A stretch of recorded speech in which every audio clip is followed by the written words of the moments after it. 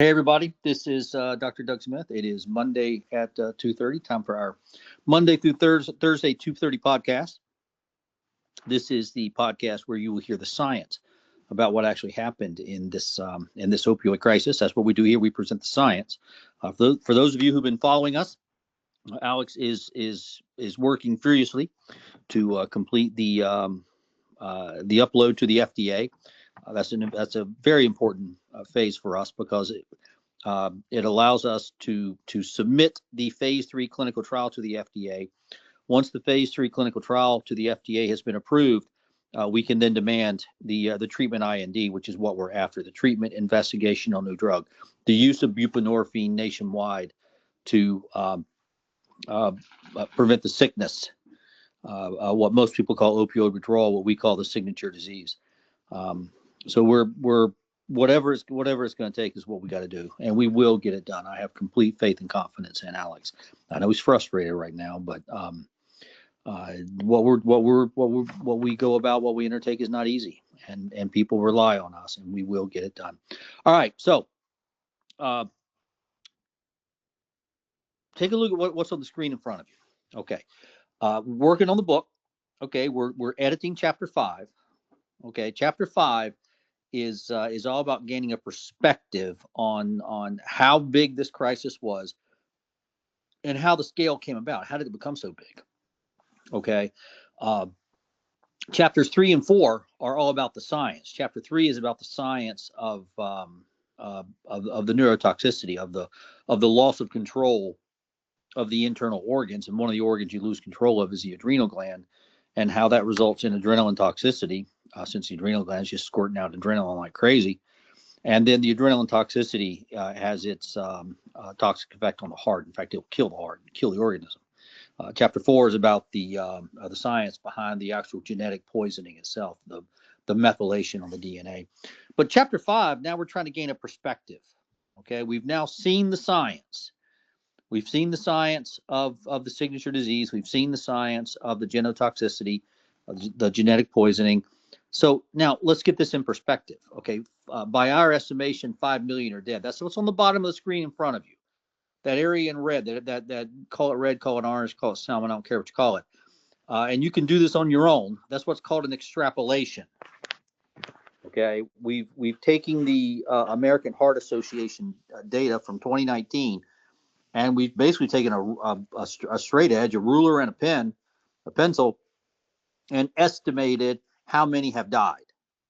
Okay, and the way you do that is you figure out how many would have died if nothing had changed, and that's what the lower number is there on the orange, and then how many have died because of what did change, and that's the higher number, and then what's the delta? What's the difference? And it's about 4 million people on that graph right there. That's about 4 million people.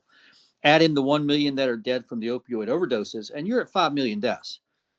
Okay, and so what we want to do in chapter 5 is we want to gain a perspective. How big is 5 million deaths? Okay, how does that compare to, let's say, all the soldiers that have been killed in all the U.S. wars? Well, that number is 1.2 million. 5 million is way bigger than 1.2 million. Okay, how does that compare, say, to all the deaths from COVID? Well, all the deaths from COVID were about 1.2 million. So 5 million is way bigger than 1.2 million.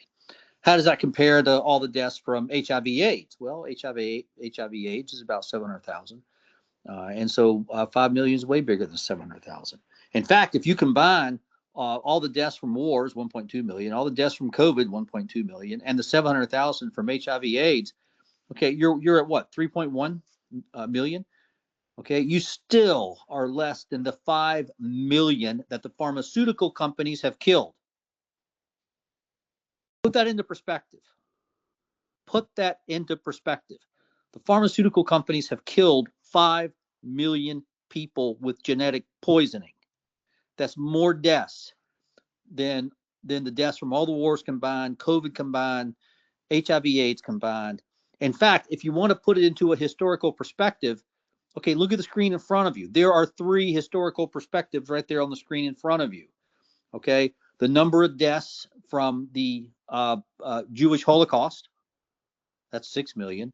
The number of deaths from the African slave trade, that's 6 million. And the number of deaths from the American Indian genocide, that's at about 5 million. Okay, so we're talking about something here on a scale compatible with the Jewish Holocaust, the African slave trade, and the American Indian genocide. That's how huge this is. That's how massive this is. Okay, this is really big. Okay, this isn't a few deaths. The pharmaceutical companies have killed 5 million people and counting. It's still going on. Okay, people are still being denied access to buprenorphine. People are still being diagnosed with opioid addiction, opioid use disorder. People are still being treated with counseling and cognitive behavioral therapy, which, you know, maybe they're great, maybe they're wonderful, I don't know, but they're no good for adrenaline toxicity. The adrenaline toxicity causes a high output cardiac failure. That's why your heart was beating so hard and so fast for so long. High output cardiac failure, high output heart failure is when your heart's pumping about 2 gallons of blood forward a minute. It's not sustainable long term. Okay, and the older you are, the more comorbidities that you have. If you have underlying heart disease, that's that's an indication of how long you might last. Okay, and that's what's killed 4 million people is high output heart failure. How do we know that? We know that from the study by Kinebaum in 1998. Okay, in 1998, Kinebaum took 10 volunteers from the local methadone clinic. Kinebaum was a German anesthesiologist, so he did what anesthesiologists do, and he put all 10 volunteers from the methadone clinic to sleep. Okay, they're from the methadone clinic, so they're opioid dependent. Once he had them asleep, he gave them Narcan, immediately put them on the withdrawal, and saw that there was an immediate adrenaline toxicity. Okay, epinephrine level went up 30-fold immediately. And then there was a steady climb of what's called the cardiac index, how much blood's being pushed forward by the heart. The heart reached a plateau of 4.7 liters per minute per meter squared. Now, I don't want to lose you in the science. I don't want to lose you on the heart started pushing forward about 2 gallons a minute, and it stayed that way for 3 hours. That's how long the study was, 3 hours. Okay, the heart never slowed down. It never went back to normal. Okay, the reason it never went back to normal is probably because the adrenaline levels never went back to normal. That adrenaline just drove that heart. We drew adrenaline levels on day 3, and they were still massively sky high. So you're talking about people who are experiencing days of high output heart failure, days, and it'll kill you. And you're looking at it on the bottom of the screen right there in front of you. You're looking at 4 million deaths from high output heart failure. Okay. And to put that in perspective is difficult because the numbers are so big. You combine the 4 million dead from the high output heart failure plus the 1 million dead from the opioid overdoses, you're at 5 million. You've got to go to into some really nasty neighborhoods to find comparables. Okay, the comparables are the American Indian genocide, the African slave trade, and the Jewish Holocaust.